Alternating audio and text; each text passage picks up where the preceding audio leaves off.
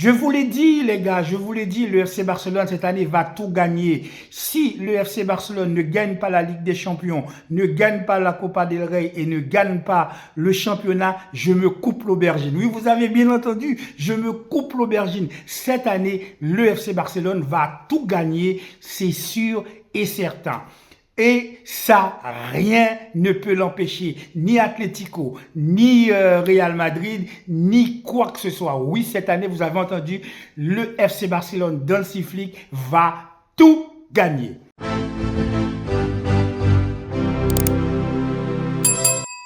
Salut à tous, bienvenue dans cette nouvelle vidéo. Aujourd'hui, on va parler de la remontada, de la démontada du FC Barcelone sur Atlético Madrid. Atlético Madrid qui est notre bête noire, cette équipe qu'on n'arrivait pas à gagner, cette équipe qui nous a fait perdre la dernière fois dans les ultimes secondes, but marqué par ce charognard de Sorloth qui est en train toujours, à chaque fois qu'il rentre, de nous causer des problèmes. Cette fois-ci, malgré qu'il a marqué toujours son but à la dernière seconde, et bien à chaque fois, il nous gagne. Mais cette fois-ci, eh bien, ça n'a pas été le cas parce qu'on leur a mis tout ça dans le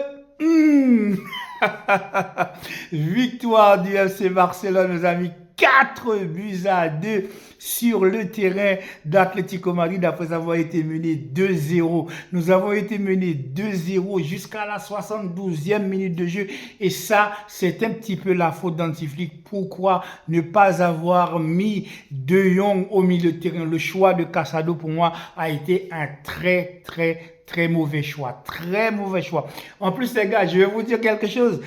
Tant que Szczęsny est dans les goals, le FC Barcelone ne perdra jamais un match. Si vous voulez gagner un match contre le FC Barcelone, je vous encourage à prier afin que Szczęsny se blesse. Si Szczęsny ne se blesse pas, si Szczęsny est toujours dans les goals du FC Barcelone, eh bien, le FC Barcelone ne perdra aucun match. Quelle est l'équipe qui est invincible? Quelle est l'équipe qui n'a jamais perdu de match depuis 2025? C'est le FC Barcelone. Nous sommes invaincus, mes amis, depuis 2025. Mais revenons sur ce match fantastique. Je disais que pour moi, au milieu de terrain, il manquait clairement un Frenkie de Jong pour mettre le pied sur le ballon, pour trouver des bonnes lignes de passe associées avec Pedri. Pour moi, Pedri n'a pas fait un très bon match. Il a perdu quelques ballons. Il a été un peu brouillon, surtout à la première mi-temps. Effectivement, on va se reprendre à la deuxième mi-temps parce que la première mi-temps pour nous a été catastrophique avec ce premier but encaissé sur un mauvais alignement de la défense barcelonaise. On va encaisser ce premier but et ce deuxième but qui vient nous crucifier comme d'habitude par ce joueur fantastique qui est sur le banc, qu'on appelle Sorloth. Et bien à chaque fois Cholo Simeone le fait rentrer et à chaque fois, et bien comme par hasard, il nous punit. Il n'est pas capable de faire la même chose face à Real Madrid, chez qui ils ont produit un match complètement catastrophique. Pas catastrophique, mais quand même, quand ils jouent contre Real Madrid, ils n'arrivent pas à marquer des buts et nous, ils se permettent de nous mettre 2 buts dès la première minute, dès la première mi-temps. Et bien ce match était mal embarqué pour nous, que ce soit au milieu de terrain ou en défense à part balle, dès que j'ai trouvé qu'il était très bon. Jules Koundé a pris un carton jaune assez rapidement. On voit que l'équipe barcelonaise, eh bien, avait du mal pour tout simplement, eh bien, venir à bout de cette équipe de El Cholo Simeone.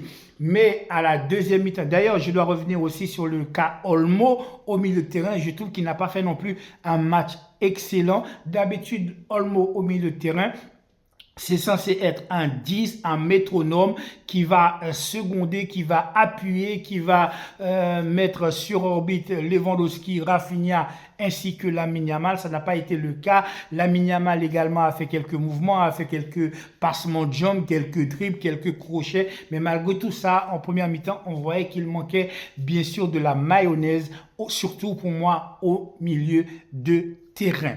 En deuxième mi-temps, Hansi Flick va attendre un petit peu et va se reprendre. C'est lorsque Hansi Flick va commencer à faire des changements, ce changement très intelligent d'Hansi Flick qui va faire rentrer notamment Ferran Torres, mais qui va laisser quand même sur le terrain notre ami polonais qui est Lewandowski qui va rester sur le terrain, et c'est Ferran Torres qui va jouer un petit peu plus bas qu'un vrai avant-centre. Eh bien, on va jouer quasiment avec 4 attaquants, avec Rafinha, avec Ferran Torres, avec Lamine Yamal et Lewandowski. Eh bien, mes amis, ça ne va pas louper. Et surtout, ce que je trouve qui est très intéressant, c'est le fait que Hansi Flick également n'a pas hésité à faire sortir, n'est-ce pas, Jules Koundé qui était sous le coup d'un carton rouge pour aller conserver ce score en faisant rentrer Ronald Arroyo qui lui est un peu plus dur, on le sait surtout. Eh bien, la rentrée de Eric Garcia également pour venir apporter de la dureté également dans la défense barcelonaise. Tout ceci va permettre à Barcelone eh bien, d'aller pousser vers l'avant, de pousser le jeu vers l'avant, et cela ne va pas louper. D'ailleurs, il faut le reconnaître, le but de Lewandowski, le premier but de Lewandowski a été un but vraiment d'un vrai attaquant, d'un vrai numéro 9, à la manière de Lewandowski et surtout à la manière de Luis Suarez.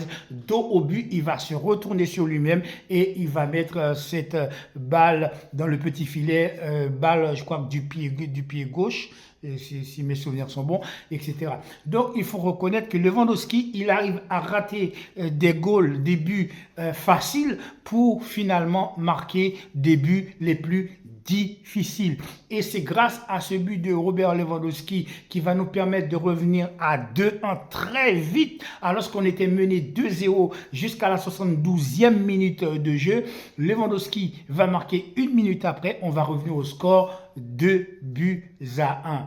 Et bien entendu, qui va marquer le deuxième but? Eh bien, ça va être Ferran Torres qui va marquer le deuxième but pour l'égalisation. Tout ceci pour dire, c'est un coaching absolument gagnant de Hansi Flick. Cette équipe du FC Barcelone, ce qui est très intéressante avec elle, c'est une équipe, lorsqu'elle est menée au score, eh bien, elle ne panique pas.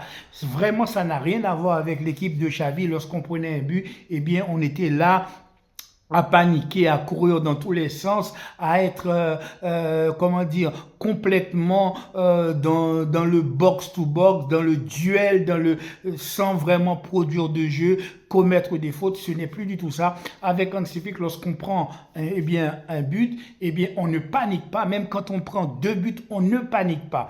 Et je vous rappelle, mes amis, pour le FC Barcelone, cette saison, c'est une moyenne de 4 buts sur la moitié des matchs qu'a joué le FC Barcelone. Sur une quarantaine de matchs, eh bien 20 matchs sont terminés sur des scores avec plus de 4 buts pour le FC Barcelone. C'est pour dire que cette année, le FC Barcelone, eh bien, produit un jeu qui est totalement différent de tout ce qui se fait sur le planète football. J'entends ici et là des voix qui commencent à dire Dembélé Ballon d'Or. Attention les gars, vous êtes sérieux? Attention l'équipe là, vous êtes sérieux les gars? Dembélé Ballon d'Or parce que Dembélé a fait 2 mois, pendant 2 mois il a marqué des buts. Dembélé Ballon d'Or? Mais arrêtez les gars, arrêtez.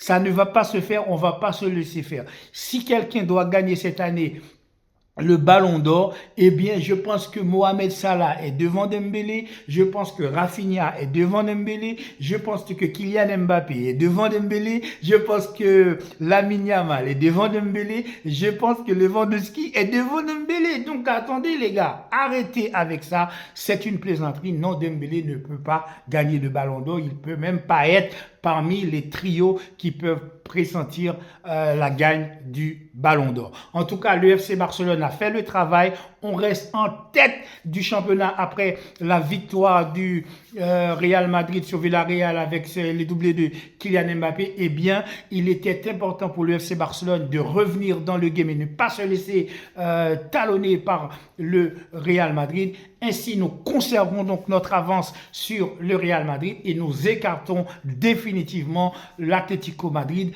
du titre. Pour l'instant, c'est à eux de faire l'effort d'aller nous chercher et je vous l'annonce les gars, je vous le dis très sérieusement, ça va être très difficile et le Real Madrid a du souci à se faire. Maintenant, il nous reste le match à jouer, le match retour contre Atlético Madrid après avoir fait 4-4 la dernière fois. Et bien cette fois-ci, on va terminer le travail qu'on a commencé et ainsi montrer notre supériorité sur la scène européenne, à la fois en championnat, en Ligue des Champions et à la Copa del Rey.